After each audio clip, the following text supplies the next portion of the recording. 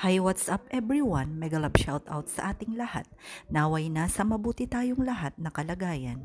Luzon, Visayas, Mindanao at syempre lalong-lalo na sa mga kapwa nating OFWs saan man tayo panig ng mundo, mabuhay po tayong lahat.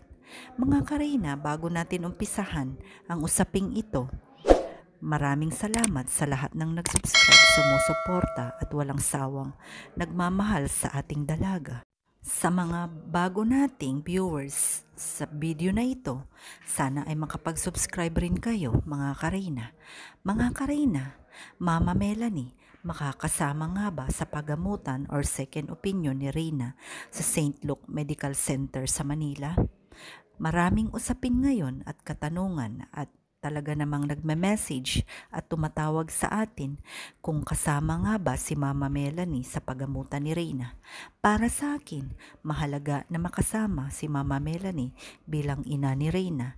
Ngunit kung ano ang opinion or desisyon ng doktor, para sa akin, ang mahalaga ay mapagamot or mapatingin si Reyna sa second opinion para sa ating dalaga. Na iyon naman talaga ang layunin natin na talagang tuluyang gumaling si Reyna 100% mga Karina. Kaya kung ano man or sino man ang makakasama ni Reyna sa paggamutan, sana ay maging successful ito, maging successful ang gamutan ni Reyna at higit sa lahat, maging okay ang lahat ng mga nagmamahal sa kanya. Iwasan po sana natin ang magbangayan, iwasan po sana natin ang talaga namang magpalitan ng mga iba't ibang salita sa social media. Kaya mga Karina, katulad ng sinasabi ko, sana maganap lahat ang ating mga layunin at mga pangarap bilang nagmamahal sa ating dalaga. Maraming salamat dahil hindi kayo nawala from day 1 up to day ay mga layunin natin at mga pagsubok para kay Reyna ay hindi natin pinabayaan or hindi natin iniwanan ang ating dalaga. Kaya naman mga Karina, sama-sama natin susundan saan man dalhin ng tadhana ang ating dalaga.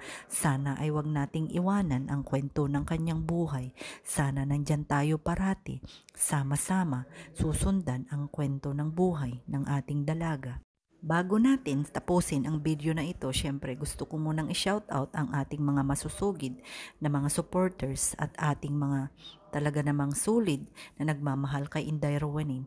Shoutout kay Ma'am Irish, Ma'am Candy, ayan, Ma'am Habibigin, Ma'am Badria Pompo, Ma'am Marlene, syempre si Ma'am Ason, si Tita, tapos si Ma'am Tens, si Ma'am Peli Sambat, si Ma'am Emily Chuson, Ma'am Marinel, Renas Community, Kaagapay Karins Fans Group, Ilongga Karins Fans Group, Mysterious Group, lahat ng mga grupo at lahat ng mga nagmamahal kay Reyna, Sir John Michael at lahat, Ma'am Bernadette, Ma'am Charcol Dilielans, ayan, lahat po ng ating mga members, Sir Reggae, Ma'am Aida, lahat-lahat po, maraming salamat at sana po i-bless po tayo ni Lord sa ating pagsusuporta sa ating dalaga. Gusto ko rin pong idagdag si Ma'am Baylabi, si Ma'am Jo at si Ma'am Lolita at sa lahat-lahat ng mga hindi ko nabanggit,